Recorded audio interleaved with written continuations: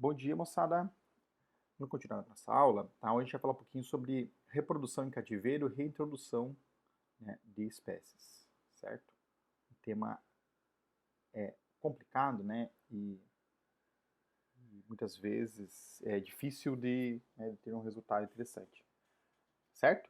Então, o que acontece, né? Essas espécies que a gente está conversando desde o começo lá do nosso curso, que a gente está vendo, né? Que as espécies são ameaçadas, né? Na segunda-feira o Urlan falou muito bem sobre manejo, certo?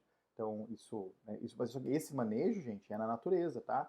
Então, como ele muito bem falou, você vai ter lá programas de manejo de diversas espécies vegetais, animais, lá, por exemplo, o pirarucu lá em Mamiraua, ele é manejado, né, com educação ambiental, que a educação ambiental, na verdade, gente, é a chave para muito da conservação, certo?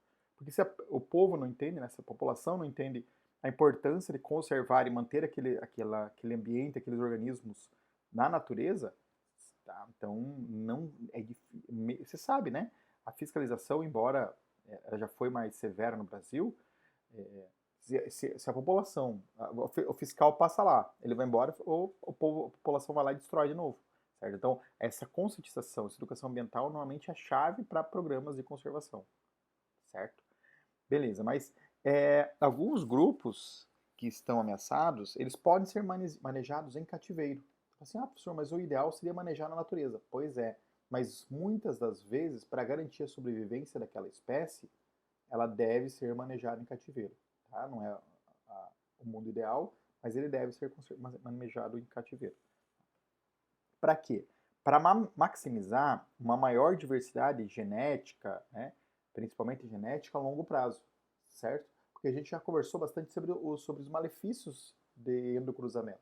Então, o endocruzamento, quando ele é exacerbado em alta concentração, ele vai, né, levar aquela espécie, aquela população ao declínio e, consequentemente, à extinção. Tá? Então, você manejando ele em cativeiro, a gente consegue, né, e consegue ter uma previsão melhor da manutenção e tentar manter por um longo período, o máximo possível, uma diversidade genética elevada. Então, e essas populações que são manejadas e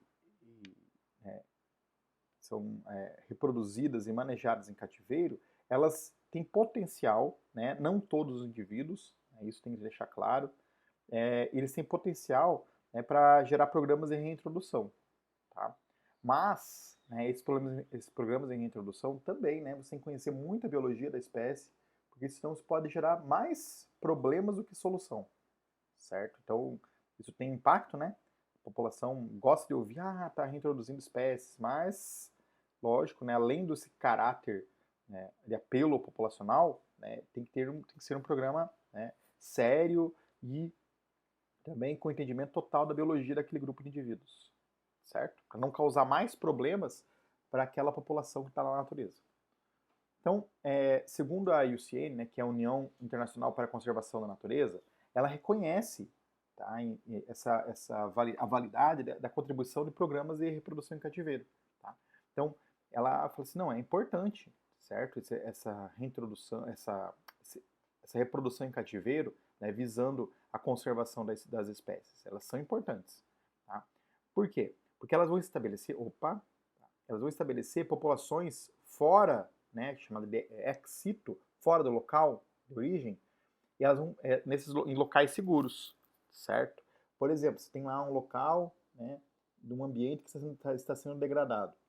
Então você tentar conservar e fazer reprodução naquele ambiente é muito difícil, porque o contato com humanos, chance de caça, como eu tinha falado, quando às vezes os fiscais ou a equipe não está lá, então aumenta, captura de animais, própria destruição do hábitat mesmo. Então, você conservando, né, esses animais em cativeiro, você está garantindo, primeiro, né, que ninguém vai maltratar né, e matar esses indivíduos, né? Enfim, então isso é uma das vantagens, né? Estabelecer as populações ex situ, fora do local, né, de origem. Outra coisa importante que está associado a essa reprodução é a educação. Tá? Educar o público em questões conservacionistas. A gente tem alguns exemplos. Por exemplo, a gente fala em projeto Tamar, a gente fala, nossa, legal, né? Tamar é legal. Qualquer um se perguntar, ele vai saber, ah, não, Tamar é legal. Ele conserva a tartaruga, tá? Reproduz tartaruga para conservar. Lógico, né? Por quê? Porque tem toda essa parte de educação ambiental, como eu tinha falado. Essa educação ambiental é a chave, tá? Para garantir nessas gerações e gerações futuras que elas se preocupem com essas questões de conservação, né, da natureza, tá? Então, sempre, né? Tudo vai passar pela educação, assim como questões conservacionistas. E outra vantagem também, gente, dessa reprodução em cativeiro, é que vai ter uma oportunidade, né, sobre pesquisar a biologia básica daquelas espécies, né, daquele grupo que você está trabalhando. Porque às vezes a gente não conhece muito do organismo na natureza, conhece uma parte. Mas agora, no momento que você está com ele e podendo analisar ele diariamente, dia e noite, a chance de você entender muito mais sobre essa biologia básica, né, como que ele se reproduz, como que são os grupos que eles formam, né, se tem dominância entre machos e fêmeas, certo? Então, isso é bem importante e você vai conseguir entender melhor, né, como que é a biologia daquele grupo. E também, nesse caso de reprodução de cativeiro, vai garantir animais para programas de reintrodução. Então, por quê? Porque se você consegue estabelecer uma população em cativeiro com uma diversidade genética aceitável, tá? Você identifica animais que têm potencial, né, para essa reintrodução. Então, opa, olha lá, aquela população lá natural, tá? Ela está acontecendo uma diminuição no seu tamanho. Agora já tem um grupo de indivíduos, né, reproduzidos em cativeiros. Eles têm potencial para serem introduzidos. Então, esse programa de reintrodução começa a ser estudado, tá, da melhor forma possível para reintroduzir esses animais lá na natureza. Então, essas 4 pilares é isso que a IUCN ela reconhece e valida esses programas de reprodução em cativeiro, certo? Então, estabelecer populações ex situ, educar o público, garantir oportunidade para pesquisa e também animais para programas de reintrodução. Então, né, essa fundação, porque na verdade a gente está fundando uma população em cativeiro, né? A gente já falou lá sobre aqueles efeitos de gargalo, de garrafa, que é uma população grande vira indivíduos, poucos indivíduos. Tá? Então tem também um outro efeito chamado efeito do fundador, que na verdade poucos indivíduos fundam uma população. Tá? Então você tem lá poucos indivíduos lá ou num zoológico ou numa reserva, né? Uma reserva, um ambiente lá, e você quer manter aqueles indivíduos reproduzindo para gerar reintrodução. Tá? Então, esse processo de fundação, tá, ele vai estabelecer as características da população em cativeiro. Tá? Então, isso vai afetar o valor para a conservação. Então, o que você tem que levar sempre em conta? Primeiro, maior diversidade. Tá? O desejável é que, na verdade, quando você está conservando um grupo de indivíduos lá em cativeiro, é você tentar fazer ele ficar o mais diverso geneticamente possível. O que é comum de fazer, certo?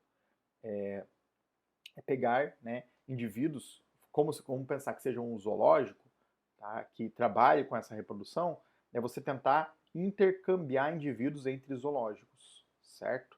Por quê? Porque provavelmente aqueles indivíduos eles foram capturados ou, né, em momentos diferentes, né? Eles foram doados para o zoo por momentos diferentes. Então, você vai ter amostras e analisando, né, você tem essa possibilidade porque os animais estão lá fora da natureza e fácil para fazer esses exames genéticos, para você verificar se eles compartilham os mesmos alelos, se são mais diversos. Então, essa troca de indivíduos, isso garante, né, uma menor chance de reprodução entre parentes.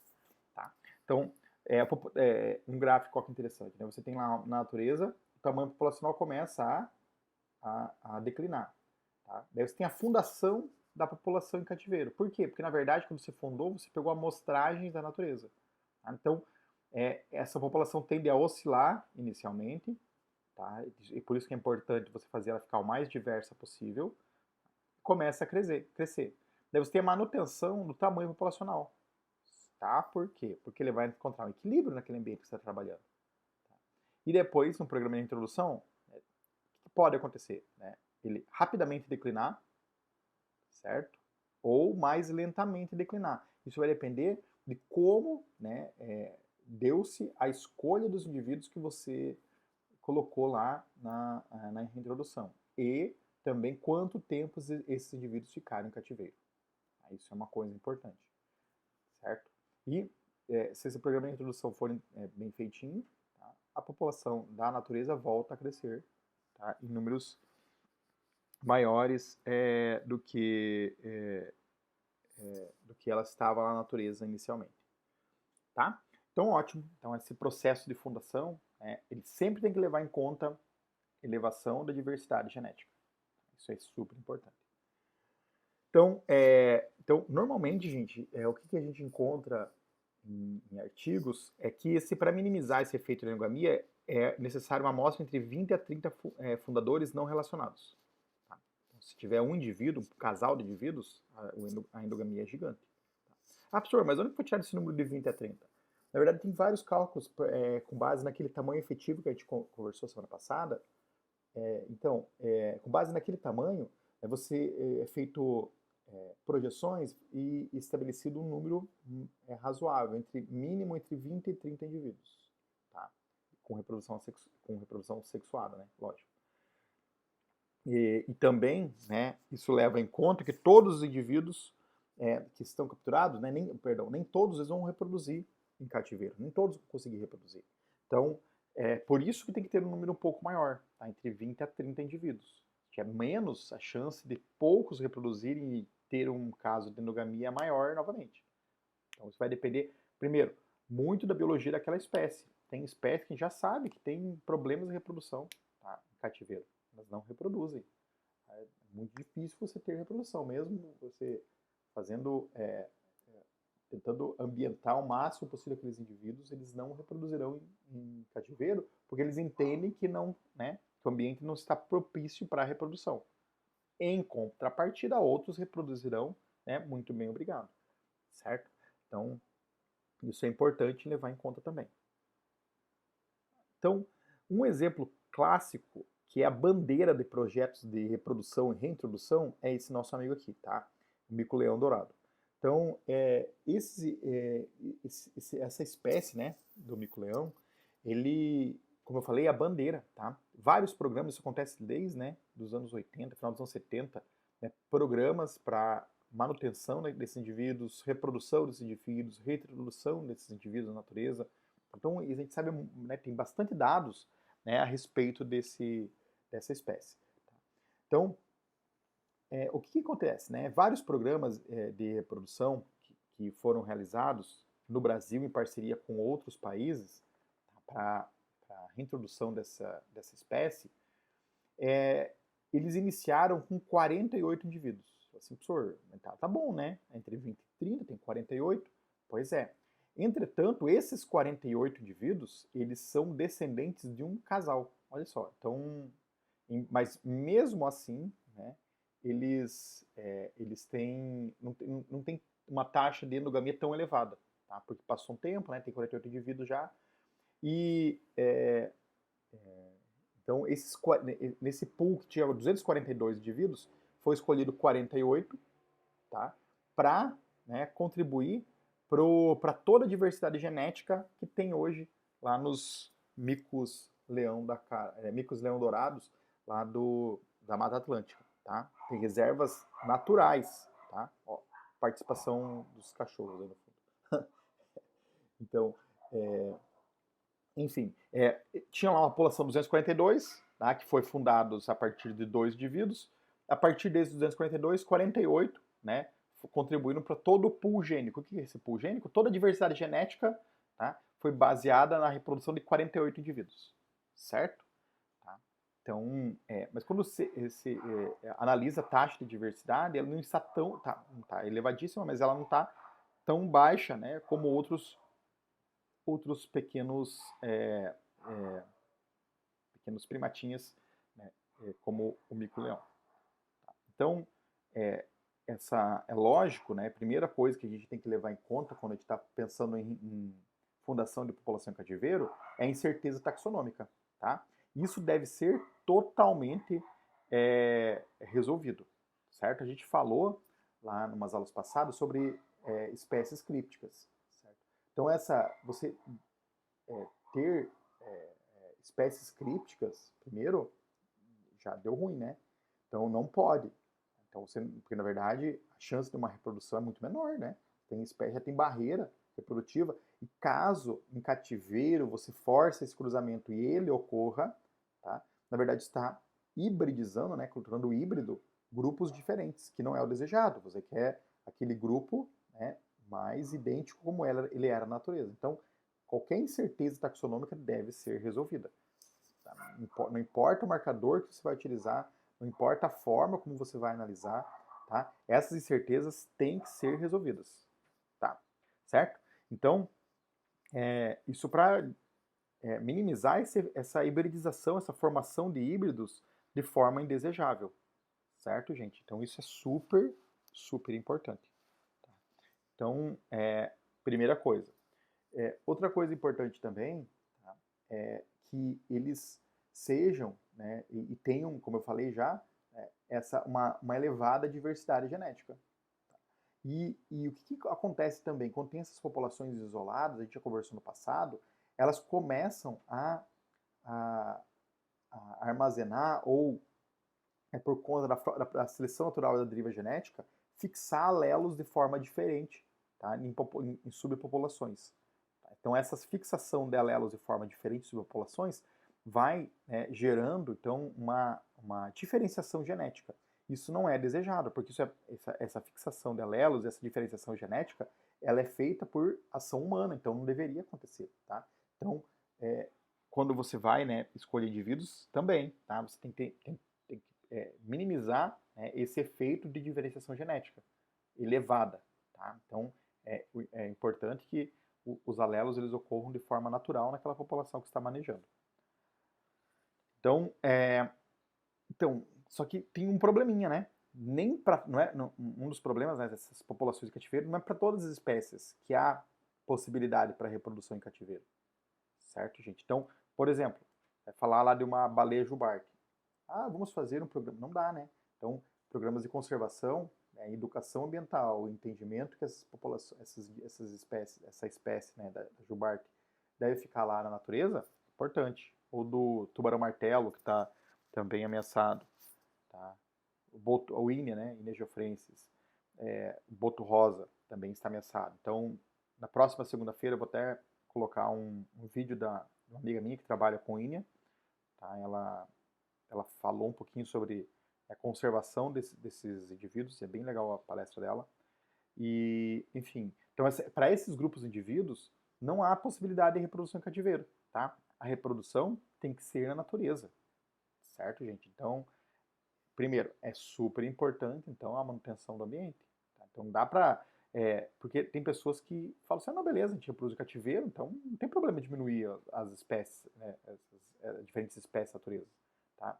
Reduzir consideravelmente, porque você tem lá no cativeiro, então você pode depois, caso necessário, reintroduzir, mas tem grupos de indivíduos que são impossíveis, né, de reproduzir. E outra, né, normalmente quando a gente destrói, a gente nem fala de micro-organismo, tá? Mas micro-organismos também são extremamente importantes e têm uma função no ecossistema. Então, a partir do momento que se modifica, né, um ambiente lá que era uma floresta tropical úmida, você faz ele, destrói e faz virar um local mais desertificado, toda aquela microbiota também foi destruída. Então, é complicado. Tá? Uma outra coisa, né, gente, que alguns colegas, né, perguntam, beleza, senhor, a gente fala de manejo de animais e plantas. Plantas têm algumas vantagens para programas de reprodução em cativeiro e manejo. Por quê? Porque elas têm sementes, certo? Diferentes dos animais, fala assim, professor, mas pode criopreservar espermatozoide e óvulo. É uma verdade, tá? Mas você precisa de um animal para fazer reprodução. Planta, se você criopreservar, tá, em bancos de sementes, diferentes grupos de indivíduos, né, você tem uma chance ainda, né, de reproduzir aquela espécie. Tá? Então, eu dei o exemplo do pau-brasil, que está, né, nas florestas do pau-brasil já não existem mais.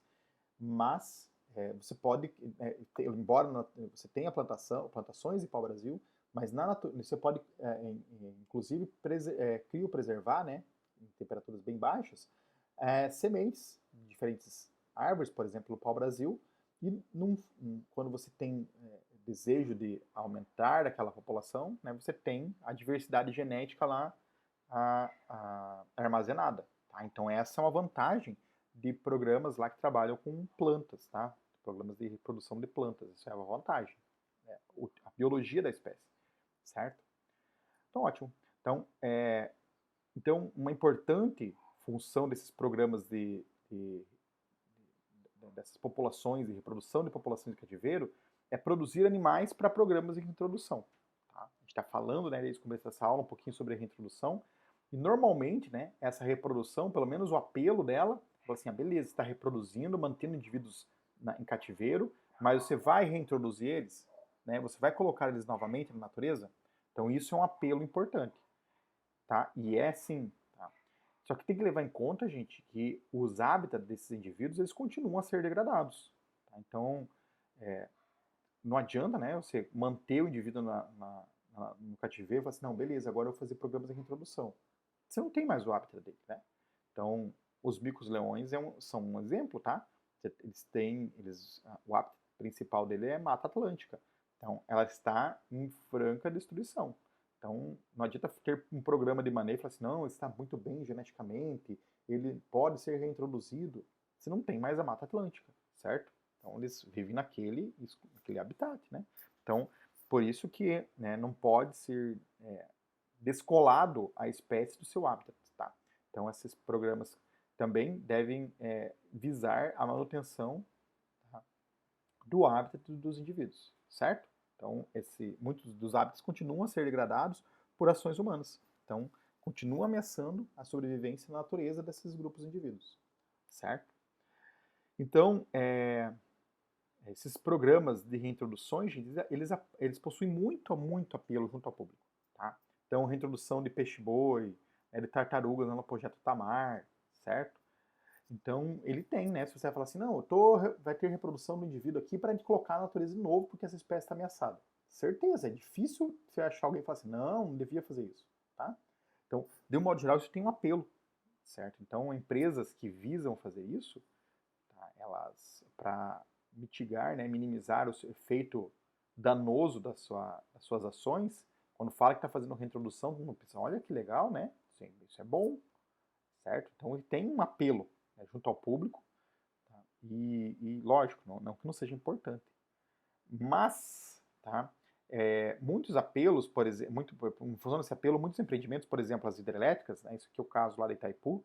A Itaipu tem um programa de reintrodução de diferentes espécies de peixes lá no lago. Eu falei assim, nossa, como eles são legais. É verdade, mas o que acontece? Né? Por que eles reintroduzem? Porque uma grande concentração, né, uma grande quantidade de peixes foi morta por conta da formação da barragem. Tá? E os que não foram mortos tiveram sua biologia afetada, né, de forma considerável. Tá?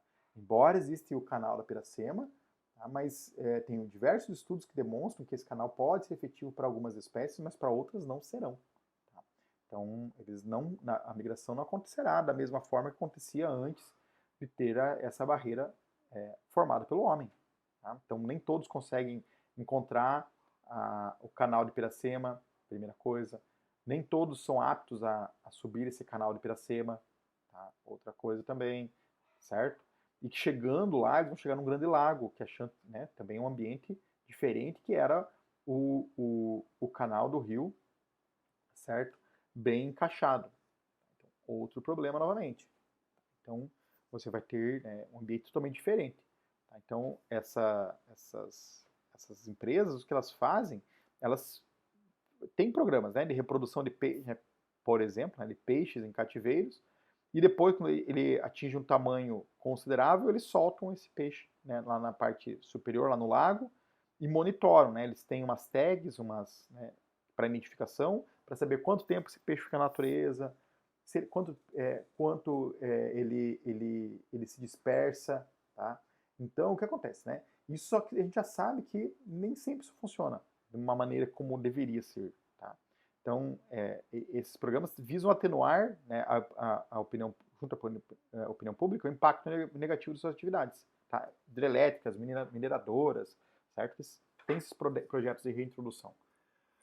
Só que o que acontece, né? Sem planejamento adequado, né, grande parte dos indivíduos morrem, certo? Por quê?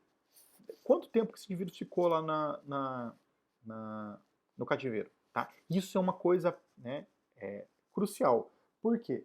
Né? Porque essa adaptação dos indivíduos é uma adaptação genética e é uma adaptação, né, biológica dos indivíduos em cativeiro, porque pensem, você está fazendo um ambiente, né, que na verdade é uma seleção, né? Você está jogando ração toda manhã para os indivíduos. Então os indivíduos, os melhores comedores de ração, eles são selecionados positivamente. Os piores, né, eles crescem menos. Só que na natureza, gente, não tem ninguém que jogue ração, né? Eles vão ter que ser bons caçadores, ou de frutos, ou de outros peixes, tá? Dependendo da biologia da espécie. Então, esses indivíduos tendem a adaptar-se a cativeiro. Normalmente, quando você reintroduz ele não vai responder da mesma forma. Então, grande parte desses indivíduos, eles morrem, certo?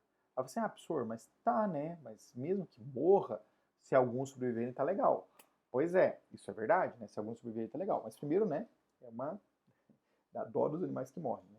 Então, né, esses programas de cativeiro, eles, a primeira coisa que deve se levar em conta é minimizar gerações de cativeiro, certo? Então, poucas gerações já deve ter reintroduzido. Quanto mais tempo você mantém esses indivíduos em cativeiro, né, mais adaptados àquele ambiente de cativeiro eles serão. Tá? Então, porque efeito de seleção em várias, né, gerações, eles tendem a ficar mais adaptados àquele ambiente de cativeiro, certo? Então, minimizar também, né, esse efeito de seleção em cativeiro, como eu acabei de falar. Tá? Então, e isso é importante também, colocar indivíduos selvagens naquela população de cativeiro, tá? Para gerar uma introdução de alelos selvagens naquela população. Então, você está trabalhando lá com reprodução de peixes, é sempre desejável você trazer peixes selvagens para cativeiro, tá? Então, tem vários programas de reprodução de peixes que, por exemplo, os animais da natureza comem frutos, certo? Quando se coloca esses animais selvagens em cativeiro, eles não sabem comer ração. Olha só, a comida está mais fácil, mas eles não sabem. Por quê? Porque ao longo de toda a vida deles e da sua história evolutiva, eles foram muito bem adaptados a comer fruto num determinado ambiente. O fruto tem uma coloração, a ração não, né? Então, essa adaptação reversa, ou seja, o indivíduo que está acostumado com ração e para a natureza também tem que acontecer. Tá? E muitos não conseguem sobreviver. Tá? Mas, por incrível que pareça, essa morte dos animais introduzidos, né, é um dos efeitos mais inofensivos, tá? Dos possíveis malefícios, né, dos possíveis problemas de um programa, né, mal feito de reintrodução. Assim, poxa, professor, meus animais morreram, isso é menor dos problemas? Muitas das vezes sim. Tá? Não é o menor, né, mas é o mais inofensivo. Por quê? Porque alguns organismos, gente, eles têm uma forte organização de território. Tá? Então são territorialistas, por exemplo, aves. Tá? Outros mamíferos também, aves e outros, não que a ave seja mamífero, né? Então aves ou mamíferos, melhor falando, né, eles têm uma forte organização de território. Tá? Então esses animais novos que você está reintroduzindo, você fala assim, nossa, que legal, estamos reintroduzindo. Pois é, eles vão competir por ambiente, tá? Vão competir pelo território, por local lá de forrageio. Tá? Então, primeiro que você vai modificar toda aquela organização que já estava presente na natureza. A hora que você colocou alguns indivíduos, eles vão competir. E às vezes os animais que estão na natureza, eles vão competir até a morte. Tá? Então não é o desejado. Tá? Então, ser sincero mesmo. Eu acho demais e acho legal, né, quando reintroduzem esses, por exemplo, abre as gaiolas, solta um monte de pasto na natureza. Você, olha que lindo. Eu fico pensando, nossa, coitados, né? Quantos vão morrer e quantos eles vão matar na natureza? Na verdade, né, o ideal, tá, é ter um estudo aonde soltar aqueles indivíduos. Tá? Aonde reintroduzir? Porque um animal que está em cativeiro, você só fala assim, olha que lindo, soltei ele. Daí ele vai ali e morre. Tá? Então, às vezes, de verdade, alguns indivíduos eles têm que ficar em cativeiro, porque eles não estão aptos para voltar à vida silvestre. Então, tem várias apreensões que vocês veem em jornal, às vezes, né? Tem apreensão lá de várias aves, daí pega lá e solta em qualquer lugar. Tá? Primeiro, de onde estão aqueles indivíduos? Eles pertencem ao mesmo grupo genético daquele que você está soltando? Ou não? Eles são outra coisa que, na verdade, você está fazendo né, uma introdução de um perfil genético que nem era daquele ambiente. Tá? Então você está gerando um problema maior para aquela espécie de natureza que às vezes está ameaçada por programas de reintrodução mal feitos. Certo? Então, esse programa de reintrodução deve ser muito bem feito. Certo? Eu lembro que no passado eu estava vendo uma apresentação sobre reintrodução de alguns indivíduos, esqueci o nome dele, é robalo, tá? Lá na Baía de Guaratuba, tá? Perto de Guaratuba. Daí a gente perguntou, da onde que vem, né, esses indivíduos que estão reintroduzindo aqui, eles são originários da onde? A pessoa, não sei, é a mesma espécie. Ah, beleza, da mesma espécie, mas, primeiro, né, tem uma diversificação, eles são do mesmo grupo de indivíduos que veio aqui, essa espécie, ela faz migração? Não sei, né? Então, será que da onde que você está introduzindo indivíduos na natureza? Tá? Programas de introdução são benéficos, mas mal feitos, eles são piores do que não introduzir. Porque, na verdade, você está gerando mais um problema para aqueles indivíduos na natureza. Tá? Então, isso tem que ser levado sempre em conta. Tá? Então, normalmente a opinião pública não leva, certo? Então, nem sempre é interessante introduzir animais na natureza. A gente já falou, né, já dei exemplos, por exemplo, do tucunaré, que foi colocado no Mato Grosso. Assim, olha que legal, colocar um novo peixe aqui, que bom, né? Detonou todo mundo que estava lá. Então, tem que levar isso em conta, certo? Tem que sempre levar em conta. Então, muitos dos indivíduos, né, eles vão defender esse território até a morte por exaustão. Eles vão brigar, né, para muito tempo, até um deles morrer. Porque está defendendo o território, parceiro, né, ambiente de forrageio. Então, a reintrodução, ela tem que ser, né, vista com muito cuidado, né, tem que estudar muito o grupo de indivíduos que está trabalhando, certo? Para não fazer coisa errada. Então, um dos programas de manejo e introdução que deu muito certo e está sendo realizado há muito tempo, gerou muitos dados, é os micos-leões dourados. Tá? São pequenos primatas, eles são monogâmicos, tá? Então eles fazem casais por um grande período. Tá? Então, essa população, ela agora está equilibrada, né? Um pouco mais equilibrada, mas ela esteve em forte declínio por conta da fragmentação do seu hábitat, né, que é a Mata Atlântica. Tá? Então você tinha algumas fragmentos de mata maior, assim, né, que isso gerou, né, umas populações maiores, tá? Então esses indivíduos, né, eles tiveram, né, nessas populações que estavam maior, então umas reservas maiores, como por exemplo lá a reserva de Poço das Antas, tá? Ela na região do litoral lá do Rio de Janeiro, então ela, né, como eu falei, na Mata Atlântica, então nesse fragmento, essa reserva de Poço das Antas, você tinha uma grande diversidade, né, uma diversidade um pouco maior, porque o fragmento era maior. Entretanto, o que acontecia? Nas reservas próximas, foi percebido que já estava havendo uma estruturação populacional, por conta do tamanho populacional pequeno.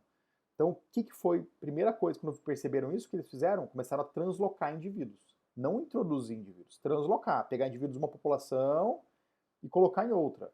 Tá? Então, e visualizar como é que era, né, essa aceitação dos indivíduos lá nessa nova população. Tá? Embora eles não disputassem parceiros, porque se levavam um casal, tá? Mas eles geravam, né, os filhotes, que depois eles contribuiriam para aquele fluxo gênico, né, para aquele novo pool gênico daquela população que estava sendo modificada. Tá? Então, esses programas de translocação são importantes, né, também. Tem que ser analisado toda essa diversidade genética a longo prazo. Então, a população de cativeiro consiste hoje, hoje não, na verdade, alguns anos atrás, em 500 animais em diferentes locais do mundo, em zoos diferentes locais do mundo. E esses 500 animais, tá, eles são descendentes de 48 fundadores, que a gente falou agora há pouco, lá no passado. Então, tem mais ou menos 500 animais, né, que descenderam de 48 fundadores, certo? E esses programas, gente, de reintrodução, tá, ele começou há muito tempo, lá em 1983, tá, e essa população selvagem naquela época, ela consistia em 600 indivíduos. Tá, então ela foi bem reduzida, tinha 600 indivíduos apenas em 11 refúgios, em 11 fragmentos florestais, tá, em diferentes reservas, reserva da União, né, e, algumas reservas particulares também. Né. Então esse programa de reintrodução iniciou lá em 1983, certo? E foi, né, como eu falei, em parceria algumas universidades brasileiras, com parcerias com universidades americanas. Então, esse programa de reintrodução iniciou em 83, ele foi, né, está sendo acompanhado há muito tempo. Em 2002, né, outros animais foram soltos também, em mais 145 animais. Tá? Então, e em 2002, né, a taxa de crescimento populacional era de 25% ao ano. Então, hoje, segundo o ICMBio, tá, em dados do ICMBio, não é de hoje, né, de 2012, é o último dado que estava disponível, a população consiste em mais ou menos 1.600 animais na natureza. Tá? Ela, como eu falei, a taxa de endogamia dela não é tão baixa, é uma taxa considerável, né, consideravelmente boa, não é tão baixíssima. Não perdão, a taxa de endogamia não é tão elevada, né, não é baixa. A heterozigosidade dela não é tão baixa, certo? Então, é uma espécie que tem, né, uma leve saúde genética, então a espécie que está se mantendo na natureza. Tá? Logicamente, ela continua em perigo de extinção, certo? Por conta da fragmentação de hábitat, tá? E encontro com humanos, né? Porque é um dos problemas maiores é a captura dos animais. Mas, né, por conta de todo o apelo que tem, né, divulgação, tá, em mídia, tá, a população já entende que aquele animal não pode caçar, tá? Não pode, aqueles ambientes não devem ser depredados, tá? Então, essa população ela está, né? Ela está em perigo de extinção, mas ela já conta, né? Ela já melhorou bastante, né, desde os anos 80. Tá? Tinha 600 indivíduos, hoje tem 1.600. Tá? Está melhorando e está se mantendo na natureza, certo? Diferente de outras espécies que já foram extintas ao longo desse período. Certo, gente? Então, o que eu gostaria que vocês tivessem em mente é a dificuldade, né, dessa parte de reprodução e reintrodução de espécies. Né? E várias coisas devem ser levadas em conta, né, para esses programas de reprodução e reintrodução. Muito obrigado e até a nossa próxima aula.